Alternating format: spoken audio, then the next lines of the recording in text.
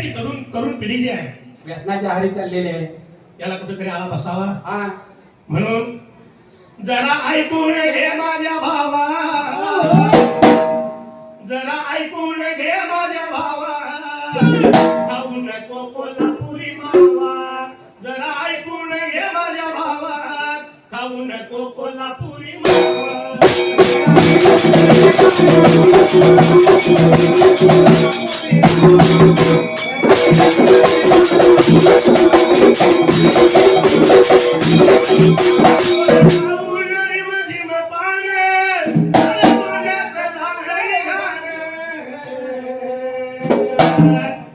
रोज रिमझिम पान खाऊन सगळं तोंड घाण झालेलं असतंय. हा चार चौकात गेला की मग तुझ्या तोंडाचा वास कोणी घ्यावा, नको कोल्हापुरी मावा.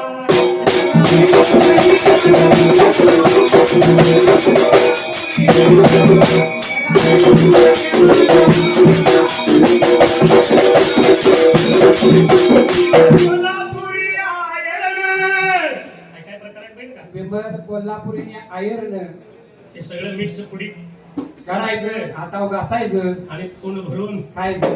म्हणून म्हणले विमल कोल्हापुरी आयरण जगणं अवघड सोपं झालंय मरण. बघा या व्यसनानं जगणं अवघड झालंय आणि मरण मात्र सोपं झालं. कारण या व्यसनामुळं थोडीफार कसं तब्येत बिघडली की मग उचलायचं आणि दवाखान्यात टाकायचा. दवाखान्यात नेल्यानंतर मग त्याला तिथं लावली ऑक्सिजनची हवा, खाऊ नको कोल्हापुरी मावा.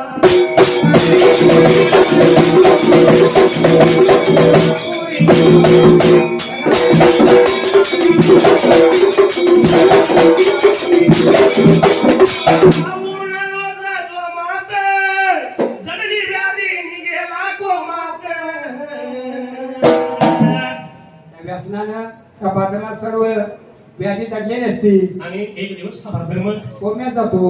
कोमात गेला. ऑक्सिजनची हवा फक्त सलाईनसारखं होय. हाय म्हणायला. हा पण एवढं सगळं करून काय उपयोग आहे का? काहीच नाही. म्हणून सांगणं यातनं एक आपल्याला संदेश काय द्यायचा आहे? आपल्याला जर चांगलं जगायचं असेल आणि हा जर देह बनवायचा असेल हा. तर व्यायामाने हा देह बनवावा, नको कोल्हापुरी मावा.